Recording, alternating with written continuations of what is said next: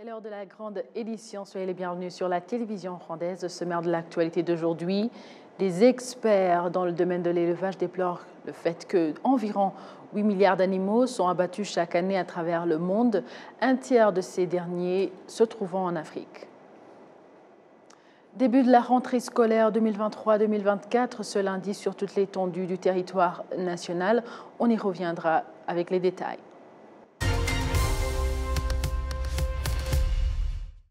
Bonjour et bienvenue à la grande édition de la télévision rwandaise. Des experts dans le domaine de l'élevage déplorent le fait qu'environ 8 milliards d'animaux sont abattus chaque année à travers le monde entier. Donc, un tiers de ces derniers se trouvant en Afrique. Ils indiquent que cette attitude et l'action humaine en général contribuent à la détérioration de l'environnement en général, alors que la biodiversité est interdépendante. En Afrique, 40% du produit intérieur brut provient des revenus d'élevage. Le ministère rwandais de l'Agriculture et des Ressources animales indique que, de la même manière, l'élevage joue un rôle de premier plan dans l'économie du pays. Kigali abrite dès ce lundi la 7e conférence africaine sur le bien-être des animaux avec pour thème « Naviguer dans l'équilibre délicat entre bien-être animal, changement climatique et développement, des actions concentrées donc pour un environnement sain et durable ». Début de la rentrée scolaire 2023-2024, ce lundi sur toute l'étendue du territoire national, en district de Musanze notamment, et s'est bien déroulé malgré qu'il ait été caractérisé par la demande de changement d'établissement et les instances de base en collaboration avec d'autres organes habilités,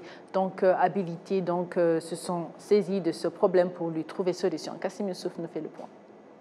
Les organes en charge de l'éducation dans le district de Musanze ont fait savoir qu'ils ont d'abord commencé par résoudre le problème d'approvisionnement des produits alimentaires aux établissements scolaires. Les directeurs des écoles publiques ont surtout exprimé leur soulagement face au soutien du gouvernement face au problème des prix élevés des denrées alimentaires qui rendaient difficile l'acquisition des fournitures nécessaires pour leurs écoles. Les parents ont également fait savoir qu'ils ont apporté leur contribution en ce qui concerne le programme de repas distribués à l'école, et ceux qui ne sont pas à mesure de fournir immédiatement l'argent pour la nourriture, d'ajouter avoir apprécié que les écoles leur ont accordé des facilités pour payer plus tard. Le ministère de l'Éducation a surtout exhorté les parents à veiller à ce que leurs enfants arrivent à temps dans leurs écoles respectives, car les retards à la rentrée scolaire ne sont pas tolérés.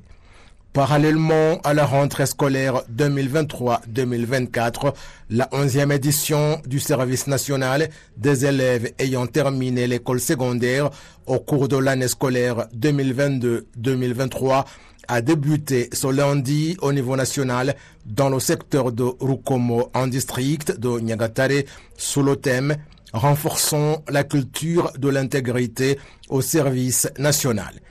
Partout dans le pays, cette 11e édition va concerner environ 77 814 élèves, dont 47 074 ont terminé l'enseignement secondaire général, environ 26 746 ayant terminé dans l'enseignement technique et professionnel et environ 3 993 dans l'enseignement secondaire pédagogique. Ils vont accomplir des tâches visant le bien-être de la population de leurs districts respectifs et du pays en général. Les activités au programme de la 11e édition du service national sont notamment la construction des logements pour les personnes en situation de précarité, aider la population à consolider les toitures des maisons afin de faire face aux éventuelles catastrophes naturelles, lutter contre la malnutrition en mettant en place des potagers familiaux et en fournissant des conseils aux parents, sauvegarder l'environnement en plantant des arbres et en apprêtant des canalisations d'eau et la sensibilisation de la population à propos de différents programmes gouvernementaux. Toutes ces activités seront accomplies du lundi à vendredi où, pendant les 4 premiers jours, elles sont consacrées aux travaux manuels et le vendredi, il sera question des débats et la parade. Il est prévu que la 11e édition du service national sera clôturée le 18 décembre 2023.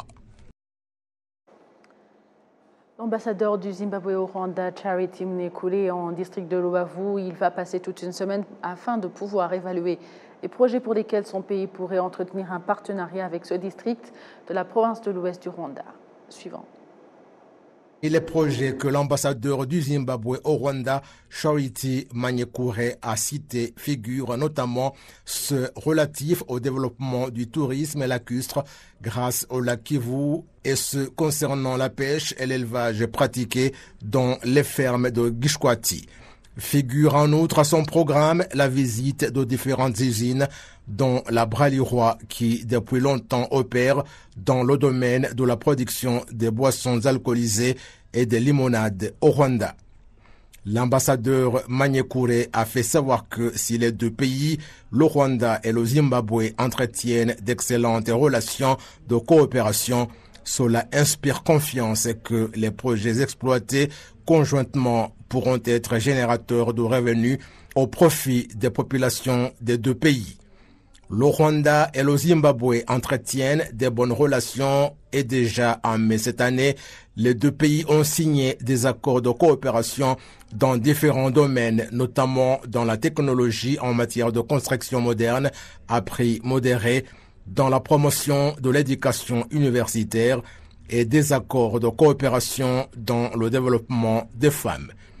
Dans le domaine de l'éducation, l'on trouve déjà au Rwanda 158 enseignants zimbabwéens venus au pays pour aider surtout dans l'enseignement de l'anglais.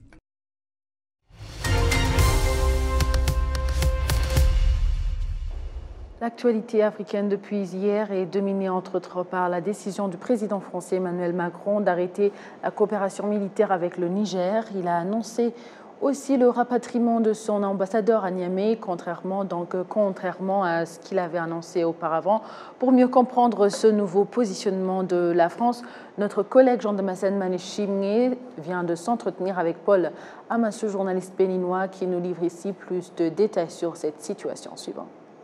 Actuellement, aux dernières nouvelles, c'est la décision qui est prise par le président français Emmanuel Macron du retrait progressif des troupes françaises stationnées à Niamey qui, nourrit la chronique. Oui. Donc, il s'agit d'une double volte-face. Oui. D'abord, premièrement, en ce qui concerne le retour de l'ambassadeur de la France près la République du Niger. Oui.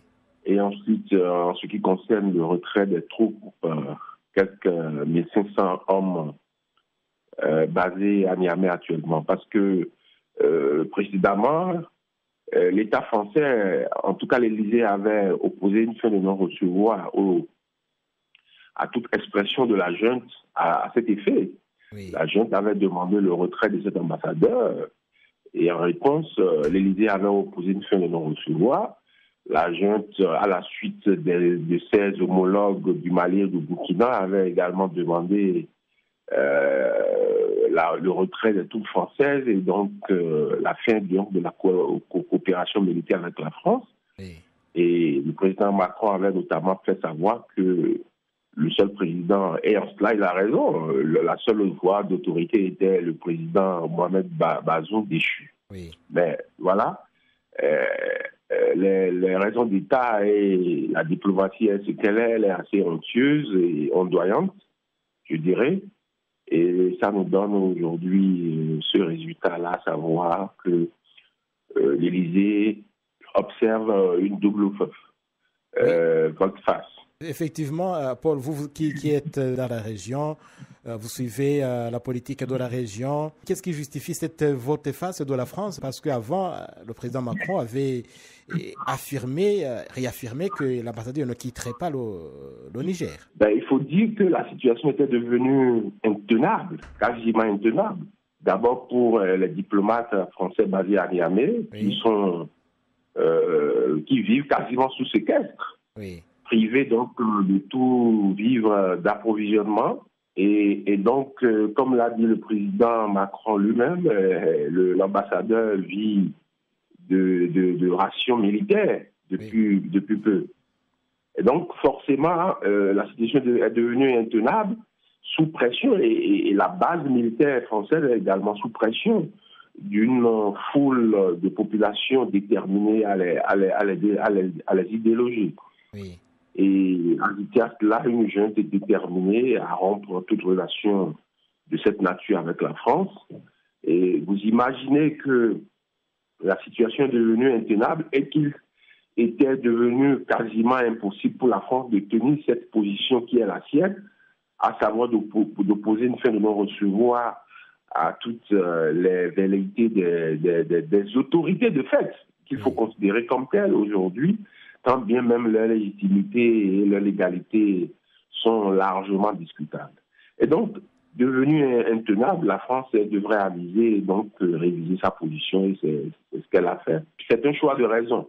Oui. Alors, Paul, est-ce qu'on peut dire que cette coalition du Niger avec les pays voisins, notamment le Burkina et le Mali, n'y est pas pour quelque chose? Non, je ne crois pas, parce que cette coalition répond à d'autres considérations et à d'autres besoins, selon même la charte que les membres de cette coalition ont signée, pour des besoins notamment sécuritaires. Mais l'on sait que, et ça c'est un autre sujet, l'on sait très bien que le fait de créer un regroupement ne règle pas les problèmes de fait. Oui. Parce que nous avons souvenance du G5 Sahel qui n'a pas pu prospérer parce que ne disposant pas des ressources nécessaires pour son fonctionnement et pour ses ambitions. Et forcément donc, ce G3 Sahel qui ne dit pas son nom est voué au même résultat. Donc je ne crois pas qu'il y ait une incidence entre cette coalition des putschistes, parce que c'est cela qu'il s'agit, et que cela soit une contrainte de quelques mesures, parce qu'il pour contraindre la France de partir.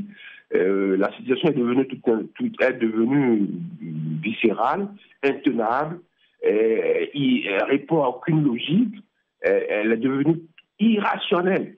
Parce que c'est ça, ce à quoi nous assistons aujourd'hui, à une dynamique irrationnelle, au point où les populations en viennent à soutenir des putschistes contre un président démocratiquement élu et qui est déchu pour des raisons qui laissent à désirer, en tout cas largement discutables. Oui. Et quand on pousse un peu l'analyse, on se dit, bon voilà, c'est la résultante de frustration, c'est la résultante de malheur-être au sein de la population, et qui résulte elle-même de la conjoncture économique remontant à Covid-19, ensuite à la guerre en Ukraine, qui ont fragilisé les pouvoirs d'achat et encore plus des bourses les plus modestes.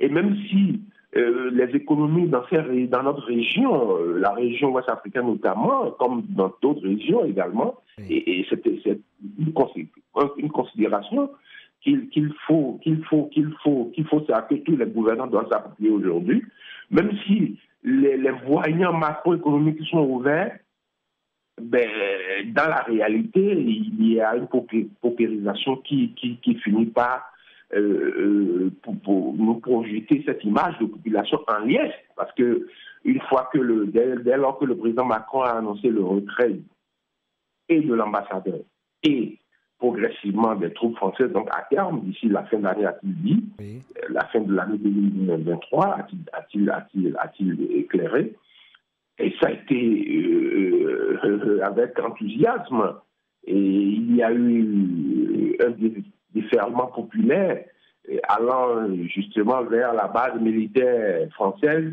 pour les populations, occasion pour la population donc d'exprimer leur joie. Vous vous rendez compte de ce que c'est? Oui. Donc, c'est l'expression aussi de ce mal-être économique, de ce mal-vivre, de l'aménagement du pouvoir d'achat de la population qui, malgré les efforts des gouvernants aujourd'hui, qui ne suffisent pas à répondre aux besoins du capital humain.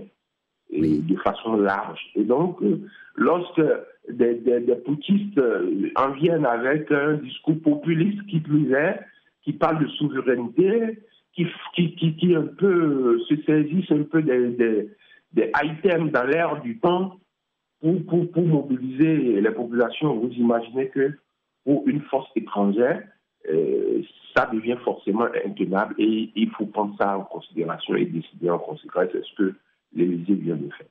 Oui. Paul Amoussou, directeur de publication La Nation, premier quotidien du Bénin. Merci beaucoup pour cet éclairage. Merci, c'est un plaisir.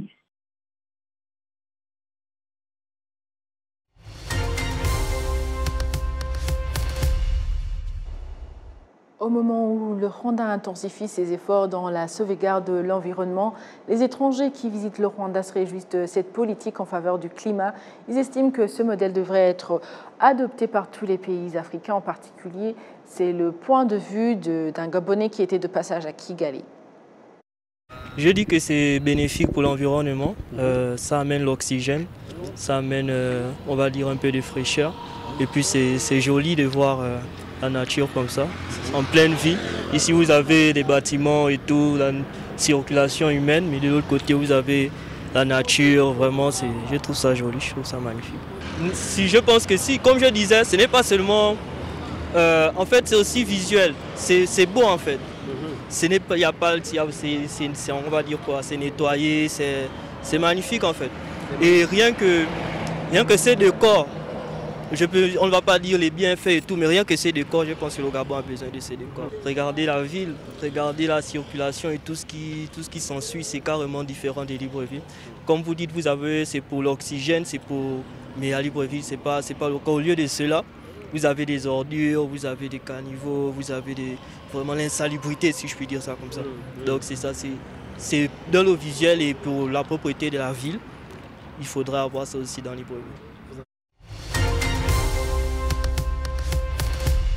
Merci à vous tous qui étaient au rendez-vous d'actualité de la télévision rwandaise. Au nom de toute l'équipe qui a réalisé la grande édition, je souhaite de passer une excellente suite du programme de la télévision rwandaise. À la prochaine et d'ici là, portez-vous bien.